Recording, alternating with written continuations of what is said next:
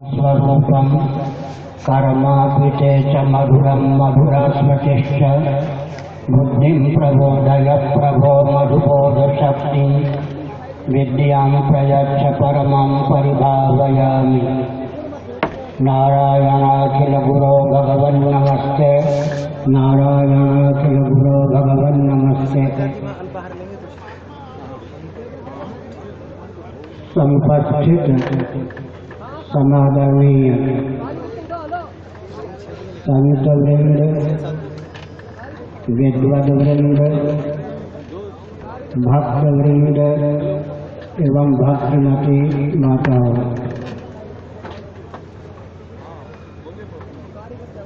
आप महान भावों ने अद्भुत अपनत्व, आस्था, उत्साह और आह्लाद पूर्वक इस भव्य कार्यक्रम का समायोजन किया है। इस कार्यक्रम के समायोजन और संचालन में गुप्त अथवा प्रकट जिन महान भावों का योगदान है, भगवान श्री चंद्रमौलीश्वर की अनुकंपा के अमोघ प्रभाव से उनका सर्विद उत्कर्ष हो, ऐसी भावना है। सज्जनों, 7 नवंबर 1966 के दिन गोपाष्टमी का योग था। बद्रीनाथ से पैदल चलकर उस कार्यक्रम में मैं यहाँ तक पहुँच पाया था। मंच पर पूर्वान्याय गोवर्धन मठ पूरी पीठ के मान्य श्रीमद जगद्गुरु शंकराचार्य श्री निरंजन देव तीर्थ जी महाभाग विद्यमान थे। प्रातः स्मरणीय ज्योतिष पीठाधीश्वर श्रीमद जगद्गुरु शंकराचार्य श्री कृष्ण बोधाश्रम जी महाभाग विद्यमान थे। हमारे पूज्य गुरुदेव स्वामी श्री करपात्री जी महाभाग विद्यमान थे। श्री प्रभुदत्त महाभाग ब्रह्मचारी जी विद्यमान थे। भारत साध समाज के अध्यक्ष विद्यमान थे। जैन समाज से सुशील कुमार जी विद्यमान थे। प्रतीक्षा थी, अपेक्षा थी कि आरएसएस के सरसंचालक महोदय मंच पर दृष्टिगोचर होंगे, लेकिन वे मंच पर दृष्टिगोचर नहीं थे, कहीं आसपास भी दृष्टिगोचर नहीं थे। यह एक ऐतिहासिक तथ्य है और ध्यान रखने की आवश्यकता है। मेरी आंखों के सामने आंसू गैस का प्रयोग किया गया, गोलियों की वर्षा की गई। मैं बहुत पोल पट्टी खोलना उचित नहीं समझता। मेरा पद बहुत गंभीर है, दायित्व भी बहुत गंभीर है। समय की सीमा में एक संकेत मात्र कर देना उचित समझता हूँ। उस समय देश के गृह मंत्री श्री गुलजारी लाल नंदा जी थे। उनकी जानकारी में जो कुछ अनर्थ होने वाला था, बिल्कुल नहीं। उनकी आंखों पे पट्टी डाल करके सारी योजना बनाई गई थी। कांग्रेस के अध्यक्ष कामराज थे। जब दिल्ली की पुलिस ने गोभक्तों पर लाठीचार्ज, गोली के प्रयोग को उचित नहीं समझा, तब कामराज ने दक्षिण से अर्धसैनिक बल बुला रखा था। लाल किला से लेकर यहाँ तक 10 लाख भगवत भक्त गोभक्त विद्यमान थे। मध्य प्रदेश और गुजरात की उन देवियों का मैंने नेत्रों से दर्शन किया है, जिनके अंक में 10-10 महीने के बाल गोपाल विद्यमान थे। किसी ने कल्पना नहीं की होगी कि अश्रु गैस का प्रयोग होगा, गोलियों की बौछार होगी और मंच के नीचे जो दाहक सामग्री रखी गई थी उसमें आग लगाकर मंच को फूंक दिया जाए। वह सब अत्याचार हुआ मुझे बहुत कुछ जानकारी है, मैंने संकेत में कहा। 1966 की बात है, 7 नवंबर 1966 की बात है। दूसरे दिन हमारे पूज्य गुरुदेव स्वामी श्री करपात्री जी महाभाग ने जेल की यात्रा की और हम भी 52 दिनों तक तिहाड़ जेल में बंद रहे हैं। उस समय गोवर्धन मठ के पूर्वाचार्य महाभाग पद पर विद्यमान थे श्री निरंजन देव तीर्थ जी। उन्होंने 1966 और 67 में 72 दिनों तक अनशन किया था। गोवंश की रक्षा की भावना से केंद्रीय शासन तंत्र ने श्री जगजीवन राम जी को भेजकर उन्हें आश्वासन दिया था समग्र भारत में संवैधानिक और समव्यावहारिक धरातल पर गोवंश की हत्या का मार्ग अवरुद्ध कर दिया जाएगा, लेकिन वो आश्वासन बिल्कुल झूठा निकला। अब मैं संकेत करना चाहता हूँ, सावधान। 7 नवंबर 1966 को आम जनता के हाथ केवल 8 शव लगे थे। सरकारी आंकड़े के अनुसार केवल 8 व्यक्ति मारे गए, लेकिन वस्तुस्थिति यह है कि 800 से अधिक गोभक्तों को मार दिया गया। इसकी जानकारी मुझे अच्छी प्रकार से है। यह अत्याचार तब हुआ जब भारत स्वतंत्र था। यह ध्यान रखने की आवश्यकता है। श्री अयोध्या में राम जन्मभूमि पर निहत्थे राम भक्तों पर गोलियां चलाई गईं। जिस एसपी ने गोली चलाने की आज्ञा दी वो 3 घंटे तक मेरे सामने रो रहा था, शर्मा कि मेरा क्या होगा। मैंने 15 गोभक्तों को गोली से उड़वा दी। मैंने उससे कहा झूठ बोलते हो। जनता के हाथ 15 राम भक्तों के शव आए, तुमने तो उससे 10 गुने राम भक्तों को गोली से भुनवा दी। लेकिन ध्यान रखने की आवश्यकता है, गोधरा कांड भी मेरी आंखों के सामने है। मैंने प्राणों को हथेली पर लेकर शंकराचार्य के पद पर होते हुए भी उस गोधरा के रेल के डब्बे को देखा है, जहां राम भक्तों के वस्त्र जले हुए थे, डब्बा जला हुआ था। अगर गोधरा कांड न होता तो मोदी जी वहां के मुख्यमंत्री अधिक समय तक नहीं होते, और अगर मोदी जी मुख्यमंत्री वहां के न होते तो केंद्र में भारत के प्रधानमंत्री नहीं होते। गोधरा के रक्तकांड ने मोदी जी को मुख्यमंत्री से लेकर प्रधानमंत्री के पद तक पहुंचाया है। यह ध्यान रखने की आवश्यकता है। आप सुनिए, एक भारत का व्यक्ति कहता है, राजनीतिक दल का संस्थापक, अगर हमने राम भक्तों को गोली से नहीं मुरवाया होता तो मुसलमानों का अनुग्रह नहीं प्राप्त होता। इतने समय तक उत्तर प्रदेश में राज्य नहीं कर सकता। इससे अधिक राष्ट्रद्रोह क्या हो सकता है, पूछना चाहता है। सज्जनों, भारत की कूटनीति है, किसी भी अभियान को छल व डंके की चोट से एक बार राउंड दो, 50 वर्षों तक, 100 वर्षों तक उस अभियान का नाम हिंदू नहीं लेंगे। तो हमने एक संकेत किया, सज्जनों, हम कैसे कह सकते हैं कि सैद्धांतिक धरातल पर भारत स्वतंत्र है, भारत स्वतंत्र है, घोर स्वतंत्र है, और सैद्धांतिक धरातल पर भारत को स्वतंत्र करने की पुनः आवश्यकता है। मैं एक संकेत करना उचित समझता हूं, सावधान। हमारे पूज्य गुरुदेव स्वामी श्री करपात्री जी महाभाग रुग्ण शरीके थे। हम महानुभावों को आदेश उनका प्राप्त हुआ, गोरक्षा की भावना से दिल्ली जाओ। धर्म संघ से पैदल यात्रा करते हुए मोरारजी देसाई भारत के माननीय प्रधानमंत्री हैं, उनके भाव का परीक्षण करो, निरीक्षण करो। प्रधानमंत्री के निवास स्थल के बाहर हम लोग खड़े थे। धर्म संघ दिल्ली से पैदल चलकर प्रधानमंत्री की कोठी तक आए थे। 3 महानुभाव प्रतिनिधि के रूप में मोरारजी देसाई जी से मिले थे। कौन मोरारजी देसाई, जो कहा करते थे कि भारत के स्वतंत्र होने पर एक कलम की नोट से गोहत्या बंद कर दी जाएगी।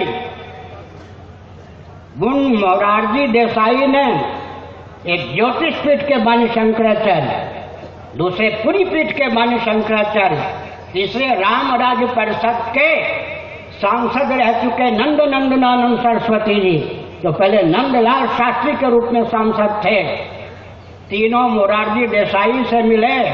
देसाई जी ने क्या उत्तर दिया? आप महानुभाव इस बात को भूल जाते हैं कि मैं कसाईयों का भी प्रधानमंत्री हूं। समझ गए? कसाईयों का भी प्रधानमंत्री हूं। इसका अर्थ होता है कसाईयों का ही प्रधानमंत्री। इसका अर्थ क्या होता है? समझ गए? हाथी के दांत दिखाने का और खाने को। मैं अधिक समय न लेकर संकेत करता हूं, जब राजसत्ता दिशाहीन हो, भारत के हर राजनीतिक दल को मैं चुनौती देकर कहता हूं,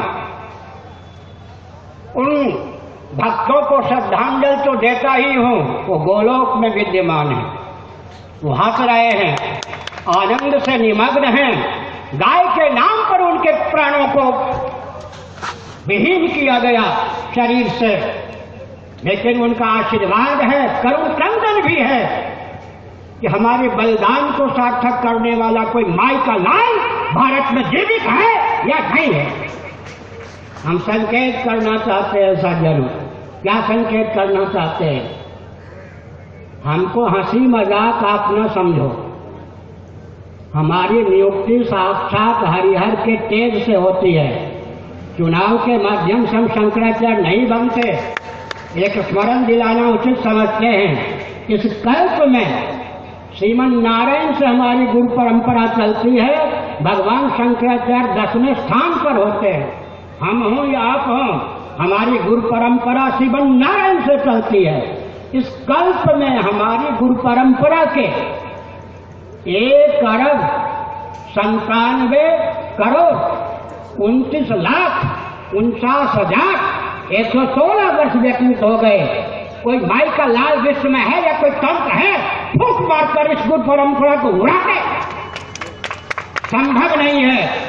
5-7 मिनट में मैं अपना भाव व्यक्त करना उचित समझता हूं। सावधान। हिरण्यकशिपु जैसा दुर्दांत आतंकवादी आज विश्व में कोई है क्या? ये आतंकवादी आजकल के मच्छर के समान भी नहीं है हमारे सामने। हिरण्यकशिपु जैसा आतंकवादी कोई है? कोई शासक था उस समय माइका लाल विश्व में जो हिरण्यकशिपु के दिशाहीन शासन तंत्र को चुनौती दे सकता हो? देवर्षि नारद व्यासपीठ के पुरोधा ने चुनौती दी। हिरण्यकशिपु की पत्नी कयादू के गर्भ में सन्निहित प्रहलाद या प्रहलाद को नीति और अध्यात्म का उपदेश देकर चलता फिरता आत्म बम बना दिया देवर्षि नारद ने। यह व्यासपीठ की महत्ता है। किसी प्रधानमंत्री से, सुनिए, किसी प्रधानमंत्री से कोई प्रस्ताव मेरा तो नहीं हो सकता है, आदेश हो सकता है। यह कहा जा सकता है अगर हमारी भावना की रक्षा नहीं करोगे तो हम रसातल में तुम्हें पहुंचाने के लिए पर्याप्त हैं। हमारे साथ गुरुओं का तेज है, हरिहर का तेज है। सुनिए, प्रहलाद ने न तो गाली का प्रयोग किया न गोली का प्रयोग किया। चतुर्दश भोगात्मक ब्रह्मांड में आतंकपूर्ण शासन हिरण्यकशिपु का था, रसातल में पहुंचा दिया। यह है व्यासपीठ की चमत्कृति, यह है व्यासपीठ का आदर्श, यह है व्यासपीठ का दायित्व। उसके बाद बेन जैसा आजकल कोई आतंकवादी है क्या? बेन को समझाया भृगु महर्षि ने, अनसुनी कर दी तो क्या हुआ? पूरी अष्टक से जीव कला को मनोबल से, योग बल से कर्षित करके बेन के शरीर को शक बना दिया था। श्रीमद् भागवत के विद्वान मनीषी इस बात को जानते हैं। बेन का प्रादुर्भाव वैष्णव याग पुष्पेष्टि याग के कारण हुआ था। उसके भुजदंडों में श्री लक्ष्मी और नारायण का तेज सन्निहित था। माता की परंपरा से कालुष्य के कारण वह छिपा हुआ था। योग बल से भृगु महर्षि ने भूदंडों का मंथन करके जैसा राजा चाहिए था भारत को, नहीं पूरे विश्व को, जैसी रानी चाहिए थी प्रकट करके दिखा दिया। हम राजा बनाना जानते हैं, हम रानी देना जानते हैं, किसी प्रधानमंत्री के मोहताज नहीं होते, किसी प्रधानमंत्री से हमारी कोई मांग नहीं होती है। आगे चलिए, वशिष्ठ जी ने क्या किया? रावण के आतंक के सामने कौन टिक सकता था? दूसरा कोई शासक से चुनौती देने वाला नहीं था। व्यासपीठ के पुरोधा वशिष्ठ जी ने, विश्वामित्र जी ने, अगस्त्य जी ने व्यूह रचना की, भगवान रामभद्र को प्रकट करके दिखा दिया। सज्जनों, गोवंश की महिमा, जिनको हम निरावरण परब्रह्म परमात्मा कहते हैं, सच्चिदानंद स्वरूप सर्वेश्वर के जो अवतार होते हैं, वे श्री राम कृष्ण भी गोमूत्र का सेवन करते हैं, गोबर से अंगराग करते हैं, गोबर का प्राशन करते हैं। इससे अधिक गोवंश की महिमा क्या हो सकती है? आगे चल के देखिए, व्यास जी ने देखा कंस का, दुर्योधन का राज्य, उन्होंने योग बल से युधिष्ठिर जैसे धर्मात्मा को प्रकट किया, साक्षात निरावरण परब्रह्म परमात्मा श्री कृष्ण चंद्र को अभिव्यक्त किया, जैसा शासक चाहिए था विश्व को युधिष्ठिर के रूप में प्रदान किया। आगे आइए, कलिकाल में हमारी व्यास गति भी दिशाहीन हो गई थी, बौद्धों के हाथ में चली गई थी, हमारा शासन तंत्र भी बौद्धों के हाथ में चला गया था। लेकिन भगवत पाद शंकराचार्य महाभाग ने, कुमारी भट्ट महाभाग ने ऐसी स्वस्थ रचना की, धर्मराज युधिष्ठिर के वंश में प्रकट सुधन्मा का हृदय शोधन किया, सार्वभौम सनातन सम्राट के रूप में सुधन्मा को अभिव्यक्त किया, चारों धामों में चतुष्पीठ की संरचना कर धर्म नियंत्रित पक्षपात विहीन शोषण विनिर्मुक्त सर्वभितज्ञ सनातन शासन तंत्र की स्थापना की। जिन्होंने भगवत पाद शिवावतार शंकराचार्य महाभाग ने। आगे चमत्कार देखिए, चाणक्य ने चंद्रगुप्त को आगे करके क्या दिखा दिया, समर्थ रामदास जी ने शिवाजी को आगे करके क्या दिखा दिया। 5-7 मिनट हम आपका लेना चाहते हैं, स्वयं अपना देना भी चाहते हैं। 2 टूक शब्दों में अगर कहें तो अंग्रेजों की कूटनीति का मारा हुआ भारत है। अगर भारत को भारत के रूप में स्थापित करना है तो अंग्रेजों की कूटनीति पर पानी फेरने की आवश्यकता अवश्य है। सन 1846 तक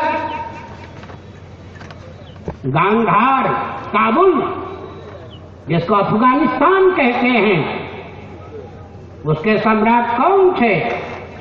आगरा से लेकर गांधार, काबुल, अफगानिस्तान तक पंजाब के राजा रणजीत सिंह जी का शासन था।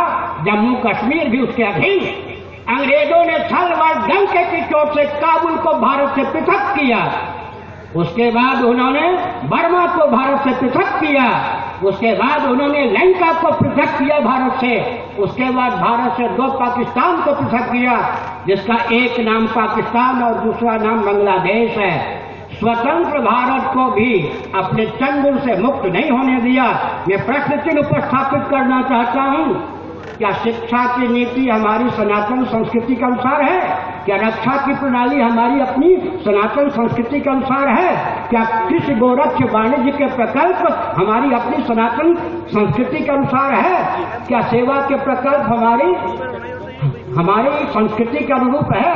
क्या भारत के संविधान की आधारशिला सनातन संस्कृति है? जबकि दर्शन, विज्ञान और व्यवहार तीनों धरातल पर सनातन वैदिक आर्य सिद्धांत अकाट्य है, कोई चुनौती नहीं दे सकता। एक संदर्भ, गाय के रूप में पृथ्वी देवी प्रकट थी। श्रीमद् भागवत चतुर्थ स्कंध अध्याय 18 श्लोक 3, 4, 5। क्या कहा गौ माता ने?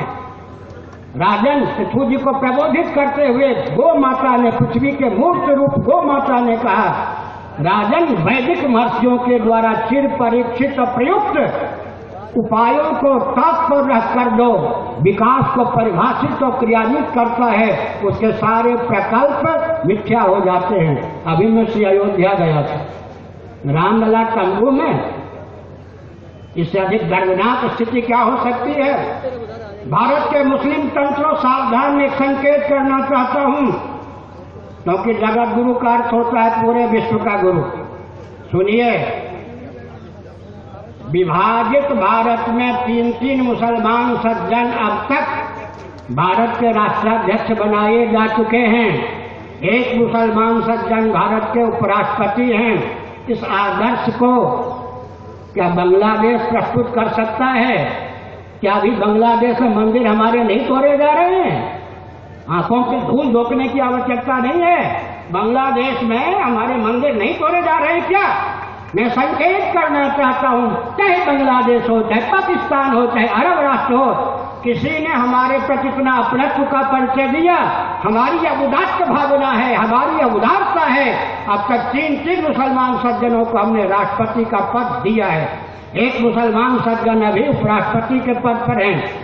बीपी सिंह के शासनकाल में एक मुसलमान सज्जन को भारत ने गृह मंत्री का पद दिया। उनकी बेटी जम्मू कश्मीर में आज शासन कर रही हैं। नरसिंह राव जी के शासनकाल में एक मुसलमान सज्जन को सुप्रीम कोर्ट का मान्य मुख्य न्यायाधीश का पद दिया गया।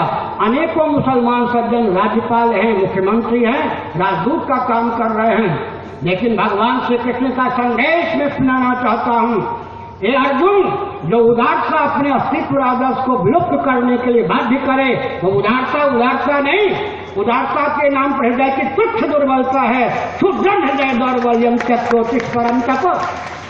और एक संस्मरण सुना दूं, भारत, ध्यानपूर्वक सुन रहे हैं ना, यह दिल्ली है ना, दिल्ली इतिहास पढ़िए। दिल्ली में जनसंघ का शासन था। केंद्र में इंदिरा गांधी प्रधानमंत्री थी, कांग्रेस का शासन तंत्र था। तिहाड़ जेल में हमारे पूज्य गुरुदेव धर्म सम्राट स्वामी करपात्री जी महाराज को मरवाने की भावना से 24 घंटे पहले खूनी कैदियों को बेरी हथकड़ी से मुक्त करके संतों पर आक्रमण करने की योजना बनाई गई।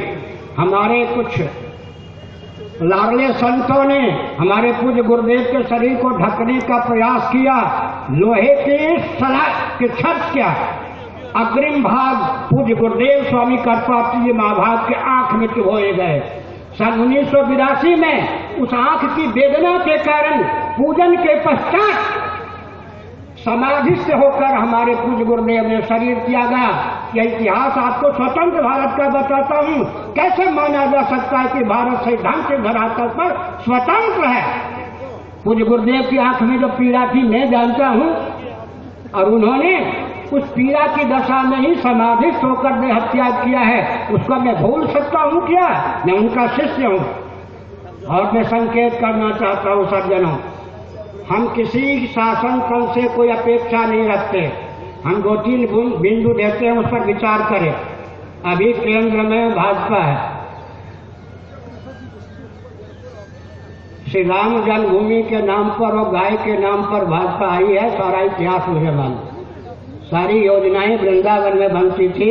इन एमएलए एमपी को कुछ नहीं पता है। सारी योजना वृंदावन में बनती थी। बनाता कौन था? मैं संकेत करता हूँ, स्वामी वामदेव जी महाराज न होते और अंदर से मेरी प्रेरणा न होती तो क्या होता? समझ गए ना? राम जी के नाम पर ये आए हैं। कौन? भाजपाई। और किसके नाम पर आए हैं? गाय के नाम पर आए हैं। उनको अंगूठा दिखाने का प्रयास न करें। और मैं एक संकेत करता हूँ, अभी भाजपा को अवसर है, उचित शोधन अपना कर ले तो कांग्रेस और भाजपा के अनुगामी दल अपना शोधन करने के लिए बाध्य होंगे। अगर भाजपा भी अपना अपेक्षित समय की सीमा में शोधन नहीं करती है तो किसी भी शासन तंत्र को हम सहेंगे नहीं। फिर जो हमारा प्रचंड रूप आचार्य का होता है, शंकराचार्य कौन होते हैं जी? महंत मंडलेश्वर होते हैं। शंकराचार्य का अर्थ होता है शासकों पर शासन करना।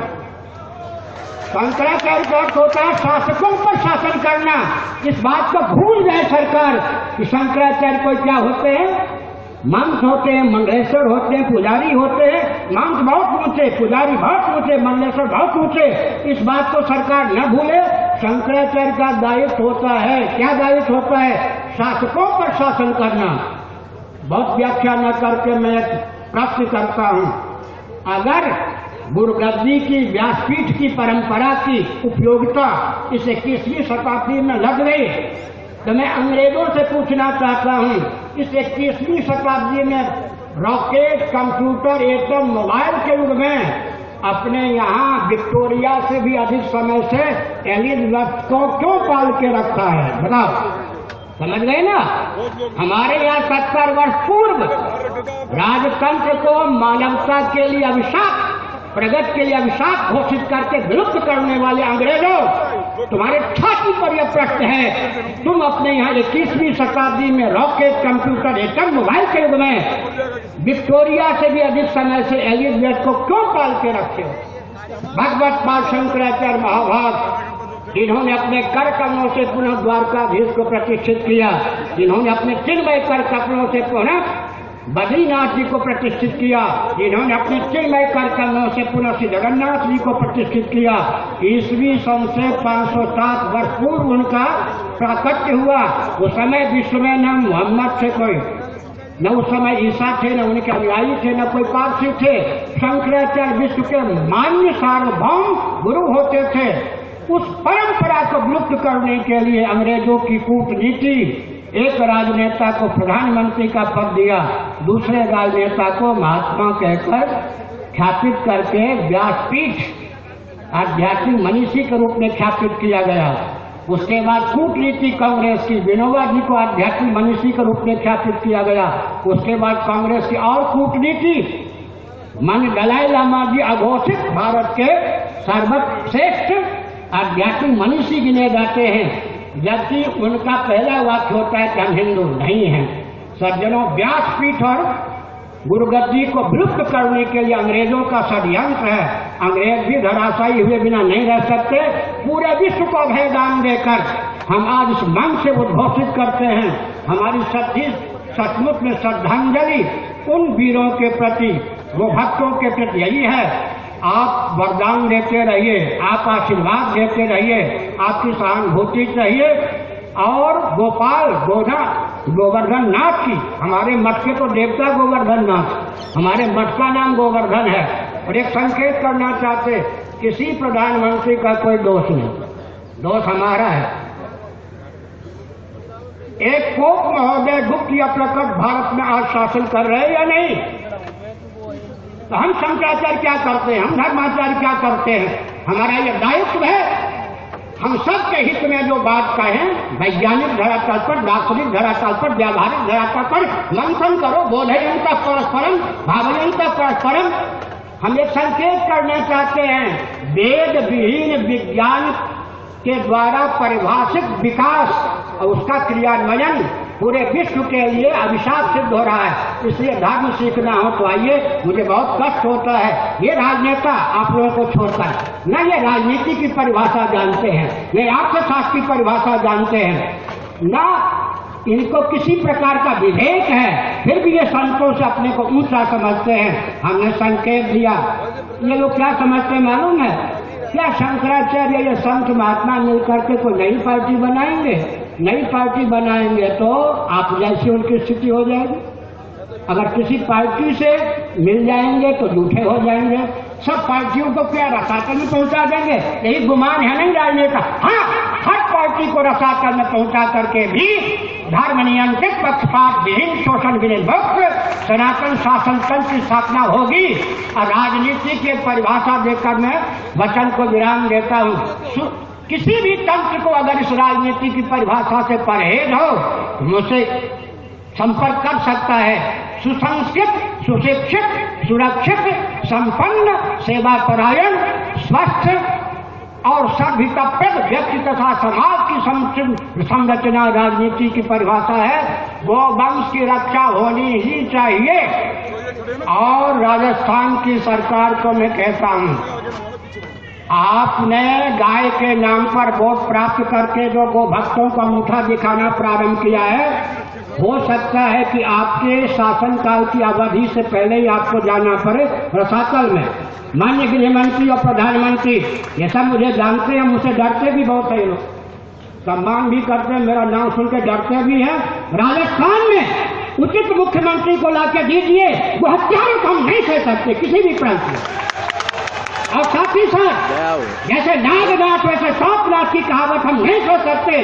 हमारे लिए अगर कांग्रेस ने वो भक्तों को मरवाया तो भाजपा की क्या योजना है मुझे अच्छी तरह मालूम है। इस देश का क्या होगा जहां एक से एक आतंकवादी अराजक तत्व मन शंकराचार्य बना के घुमाए जाते हैं, उस देश का क्या होगा समझ गए ना। इन राजनीतिक दलों को मालूम नहीं है क्या? कांग्रेस को नहीं मालूम है, आरएसएस को नहीं मालूम है, भाजपा को नहीं मालूम है, सपा को नहीं मालूम है, बसपा को नहीं मालूम है।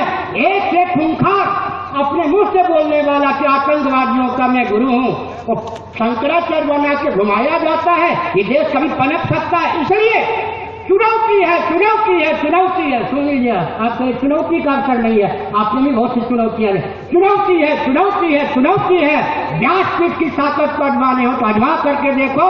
राजनेताओं अपने मस्तिष्क का शोधन करो, और अगर मस्तिष्क का शोधन नहीं करते, अपने दल का शोधन नहीं करते, तो गोपाष्टमी से पहले ही क्या होता है ये भी देख लो। इसलिए हम चुनौती देते हैं इस देश में। और सुन लीजिए, लक्ष्मीबाई, झांसी की रानी, शिवाजी, महाराणा प्रताप, चंद्रशेखर आजाद, भगत सिंह, इसी प्रकार से मंगल पांडे इत्यादि के मस्तिष्क में स्वतंत्र भारत का क्या स्वरूप था, विभाजन के बाद का भारत कैसा होना चाहिए था, इन 2 बिंदुओं में आस्थानित जो व्यक्ति होगा वही भारत में चुनाव लड़ने में अधिकृत होगा, वही दल भारत में चुनाव लड़ने में अधिकृत होगा। हम किसी राजनीतिक दल के हाथ में शासन नहीं देते हैं। आज से पूरे राजनीतिक दलों का शासन हम लोगों के हाथ में है। हर हर महादेव। आज से धर्म